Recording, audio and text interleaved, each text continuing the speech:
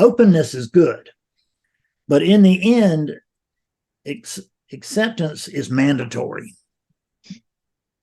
because this is as it is. And it's not really mandatory in the sense that you can suffer almost as long as you want, but probably something's going to give something during the way. And we find that we can't not, quote, accept what is as it is. But that's always our problem, is that we can accept what is, but not quite like it is. And almost like it is, but maybe not exactly. And the only thing being there is that there's only what is as it is. And that what is as it is at this moment includes everything that was, quote, so-called before it. And it includes everything here, including the empty air and the empty space. So it includes nothing.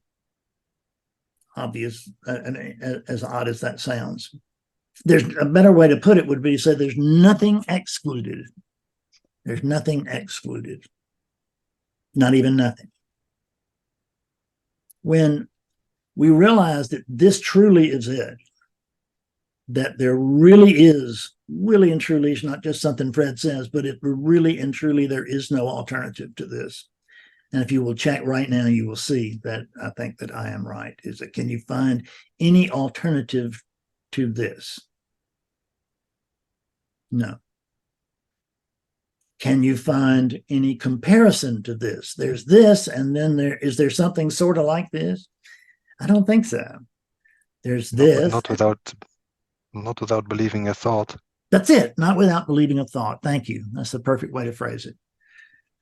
So if we are at odds with this, it's because thought is arising.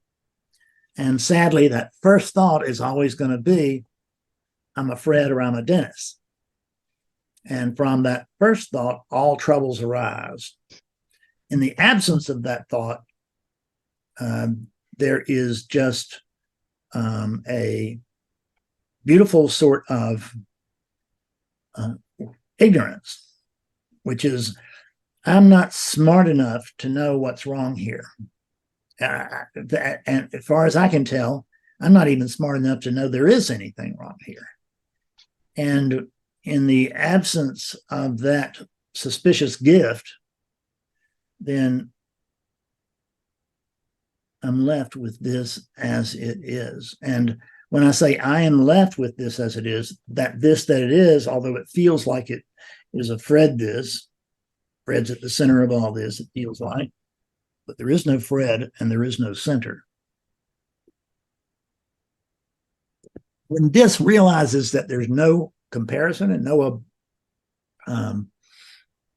alternative, even for a moment, there's a relaxing. It's just because all of the pretense and all of the plays can be put to bed, at least briefly.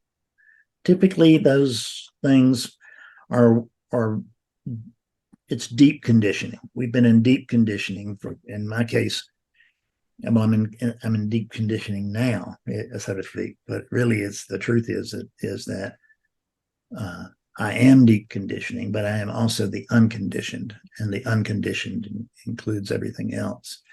So knowing that I don't need to cling to the content of this. I don't need to cling to or fear the content of this. By content, I mean what's going on. By content, I mean what I can experience via the senses.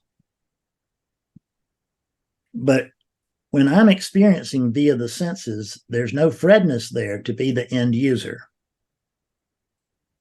That can only be awakeness. And when awakeness is experiencing itself as open, acknowledged truth, there are no problems. So this relaxation, we don't actually have to wait until there's a light from the sky to embrace this. And it may be kind of like embracing a porcupine at first, right? But you embrace it nonetheless as it is. And what you'll find out is that the quills are not sharp and pointy. They're just quill-like. It's just quillness.